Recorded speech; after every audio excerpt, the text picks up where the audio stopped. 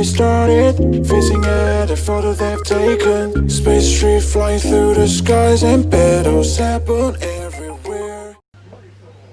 Alors ce soir, je vais vous réaliser un velouté de courge butternut. Donc pour cela, il va vous falloir 500 g de courge butternut, un oignon.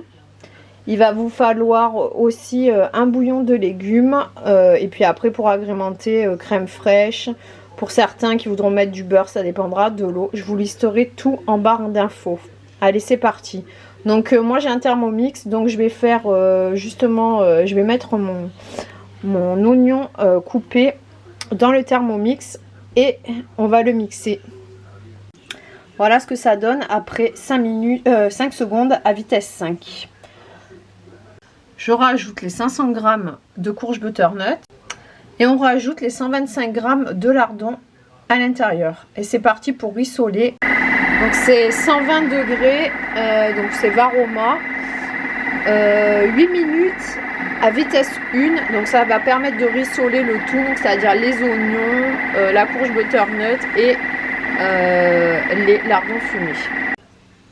Alors après avoir fait rissoler donc l'ensemble des ingrédients, on rajoute l'eau, donc 500 g d'eau et un bouillon de légumes.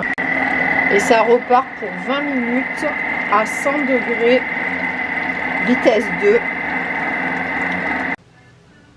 Alors une fois que c'est bon, c'est cuit, on va rajouter 40 g de crème fraîche, une pincée de sel et une pincée de poivre à ajuster en fonction de vos goûts, parce que comme il y a déjà les lardons et c'est déjà bien salé ainsi que le bouillon, c'est à vous de voir, donc voilà, testez avant. Et ça repart au mixage. Et voilà ce que ça donne après la sortie du mixeur. Donc moi j'ai rajouté un peu des noix, des amandes, vous pouvez mettre des graines de tournesol. Et après si vous voulez même agrémenter avec autre chose, vous pouvez, parce qu'il y en a qui vont peut-être vouloir mettre du gruyère, enfin ce genre de choses. Donc voilà, ben, régalez-vous, bon appétit, vous me direz ce que vous en avez pensé.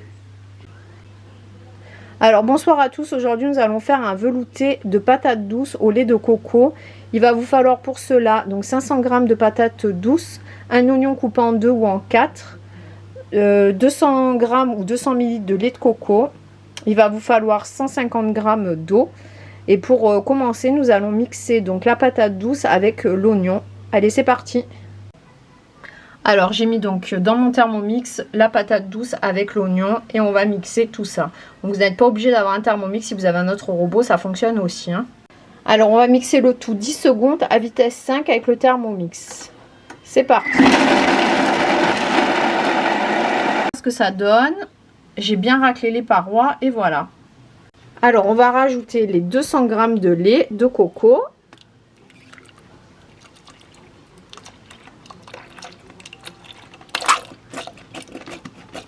Enfin, une briquette hein, de 200 ml, ça fait environ, si vous ne voulez pas mesurer, et environ 150 g d'eau ou 150 ml.